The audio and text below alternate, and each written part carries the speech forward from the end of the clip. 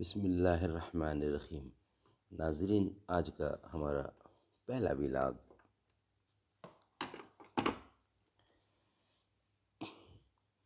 Page number 465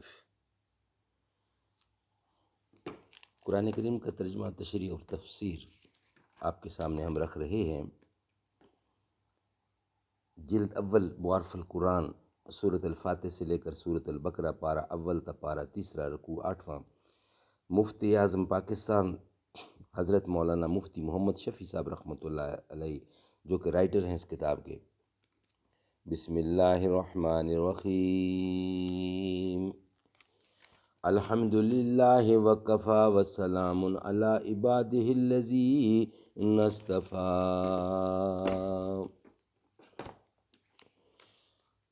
قال النبی صلی اللہ علیہ وسلم، خیرکم من تعلم القرآن وعلمہ۔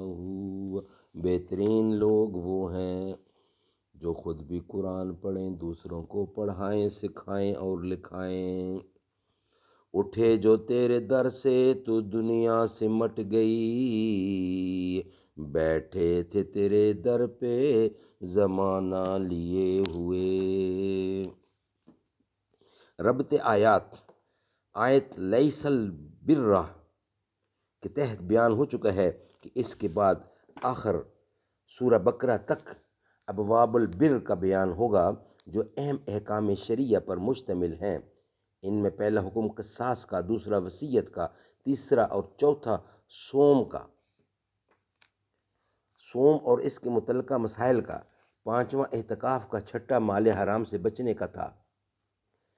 مذکور صدر 2 آیتوں میں حج اور جہاد کے احکام و مسائل کا بیان ہے، اور حج کے حکم سے پہلے یہ بتلایا گیا ہے کہ روزہ اور حج وغیرہ میں قمری مہینوں اور دنوں کا اعتبار ہوگا۔ لغات: اہلہ ہلال کی جمع ہے۔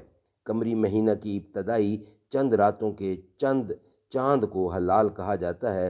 مواقیت و میقات کی جمع ہے، جس کے معنی مطلق وقت یا منتہی وقت کے آتے ہیں۔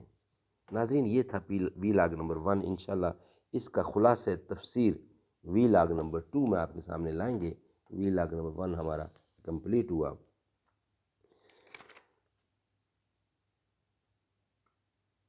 میری قسمت جگانے کو خدا کا نام کافی ہے، ہزاروں غم مٹانے کو خدا کا نام کافی ہے۔